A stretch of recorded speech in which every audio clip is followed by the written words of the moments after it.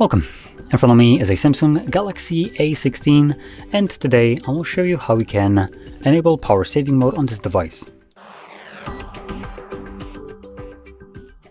So to get started, we're going to swipe down from the top of the screen to bring down the toggles, and then swipe down once again to extend the list of visible toggles. Next, we are looking for the power saving mode right over here, and click on it, and there we go, it's now enabled. Trying to preserve battery life.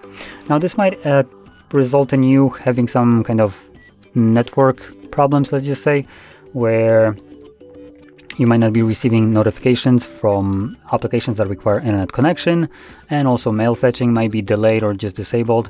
So if some of those things appear for you and you obviously can't have them, you can turn off the power saving mode and everything should go back to functioning normally.